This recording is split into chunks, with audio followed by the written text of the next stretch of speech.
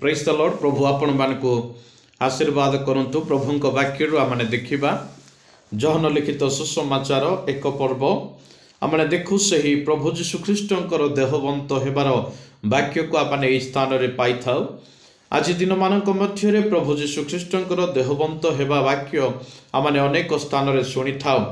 प्रभु जीशु ख्रीष्टंकर जन्म विषय को नहीं आमने प्रभुंकर दास मानक मुख द्वारा श्रवण करि थाउ। तो प्रिय माँ बापा भाई भौणी पुओ झियो माने विशेष करी एही वाक्य प्रति आपण माने ध्यान दियंतु। आद्यरे वाक्य थिले, वाक्य ईश्वरंक संगरे थिले, सेही वाक्य ईश्वर थिले, से आद्यरे ईश्वरंक सहित थिले एवं ताहांक द्वारा समस्त सृष्टि होला। आउ जे समस्त सृष्ट होई अछि सेथि मध्यरु गोटे सुधा ताहांक बिना सृष्ट होई नाही। ताहांक ठारे जीवन थिला ओ सेही जीवन मनुष्य मानकर ज्योति। सेही ज्योति अंधकार रे जाजल्यमान होई आसुछि आउ अंधकार ताहा ग्रहण करी नाही। एठी जेतेबेले आमने देखुछु आउ परमेश्वरंकर विषय रे लेखा जाए, से प्रभु जीशु ख्रीष्टंक विषय रे लेखा जाए, से ईश्वरंक सहित थिले, वाक्य होई से ताहांक सहित थिले। आउ से कोन करिसंती नाई जगत को से आसुअछंती। प्रभु जीशु ख्रीष्ट ए जगत को आसुअछंती, ताहांकर लोक मानक निकट को आसुअछंती। आउ ए जगत रे जो समस्त विषय देखुछु अंधकार रही अछि आउ अंधकार ताहा ग्रहण करी नाही। कारण ए अंधकार जति को केबे ग्रहण करि पारिबो नाही। जति जेतेबेले आसे अंधकार दूरे जाई थाए। जदि आपण माने बाहर को बाहरंती रात्र रे छटिया उज्ज्वल लाइट को ज्योति को जदि नियंती, लाइट को जदि लगाती, सेथिरे अंधार न थाए, अंधार आपे दूरे जाई थाए एवं सेही स्थान रे उज्ज्वल होई थाए। आपण माने देखि पारंती। तो ज्योतिर शक्ति बहुत, अंधकार शक्ति ठारो ज्योतिर शक्ति बहुत, ताहा अंधकार किंतु ग्रहण करी नाही। किंतु आपण एवं मु ग्रहण करिबा उचित।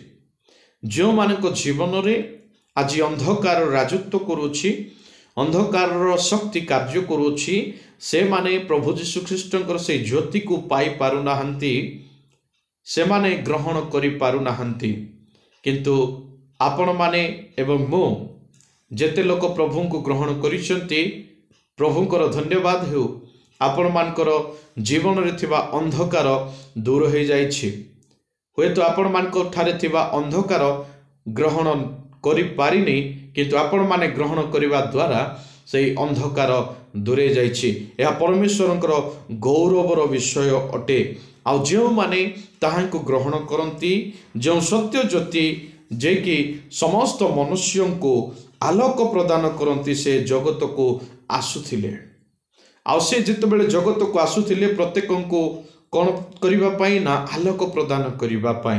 कारण अंधकार मध्यरे रहिथिलु, अंधकारर समस्त कार्य करुथिलु, किंतु से आमानको आलोक मध्य को आनिबा पाई प्रत्येक मनुष्य को, मते केवल नहीं, आपण मानको केवल नहीं, सारा पृथ्वीर प्रत्येक मनुष्य मानको से आनिबा पाई, उद्धार करिबा पाई, ताहांकर निमंते ज्योति से कौन करती ना प्रदान करिबा पाई से जगत को आसीथिले।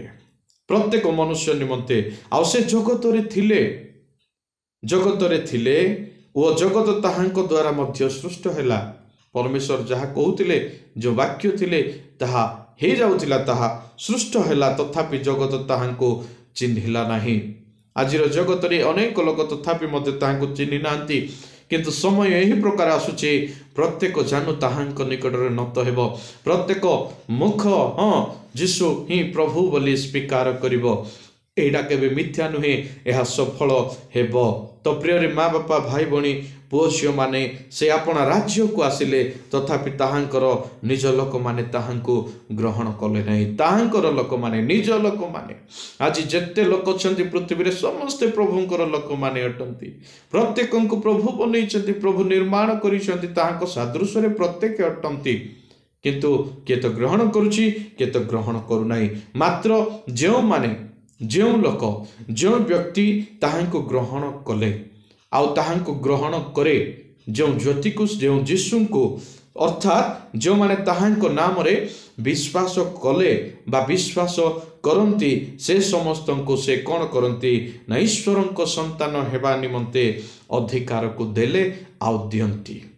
जदि ईश्वर संतान आम होगापी चाहूँ अधिकार पाइबापी चाहूँ तेबे ताहांको ठारू आमान को मिलिबो आउ से होउचंती प्रभु यीशु ख्रीष्ट। हुए तो आज आमाने एई रक्त शरीर मांस धरी मनुष्यर इच्छारू आमाने जात हेलु आउ इच्छारू जात हेइछु किंतु अंधकार रे थिलु किंतु ईश्वर ठारू जात हेबापी केमती हेबाकु पड़िबो ना आमाने विश्वास करिबाकु पड़िबो ताहांकु ग्रहण करिबाकु पड़िबो। तेबे कौन ना से माने रक्तरु शरीर इच्छारू अबा मनुष्यर इच्छारू जात हेले नहीं बरम ईश्वर ठारू जात हेले। तो प्रिय माँ बापा भाई भौणी पुओ झियो माने ए वाक्य को आम देखु जे ईश्वर ठारू जात हेली बोली आमे मध्य ईश्वर ठारू जात हेबा आवश्यक रही। आउ सही वाक्य देहवंत हेले जे ईश्वर थिले से देहवंत हेले से निजर शरीर को मनुष्य परि शरीर धरी देह धरी आसिले पुणी अनुग्रह सत्य रे परिपूर्ण होई आम्भ मानक मध्यरे से वास कले। आउ कौन कले ना आउ पितांक ठारू आगत अद्वितीय पुत्रंक महिमा सदृश आम्भे माने ताहांकर महिमा देखिलु बोली लेखा जाए। से मध्य मनुष्य रूप रे जन्म ग्रहण कले काहापाई आमानक पाई आमान को ताहांकर संतान संतति करिबा पाई आमान को निमंते से आपना को देले। से जीवंत देहवंत सत्य परमेश्वर अटंती अंधकार ताहाको ग्रहण करि पारे नाही किंतु आपण माने परमेश्वरंकर सृष्टि अटंती आपण माने ग्रहण करि पारिबे। प्रिय माँ बापा भाई भौणी पुओ झियो माने ए मास ए डिसेम्बर मास आमने ताहांको ग्रहण करिवार मास अटे आमानकर जीवन अंधकार दूर हेबार मास अटे आमानकर जीवन रे ज्योति आसीबार मास ज्योति आसीबार दिन ईश्वरंकर संतान संतति हेबार दिन। ए सुंदर सुजोग को हरांतु नहीं विलंब करंतु नहीं ईश्वरंकर संतान संतति हुंतु ताहांको ग्रहण करंतु अंधकार मुक्त हुंतु।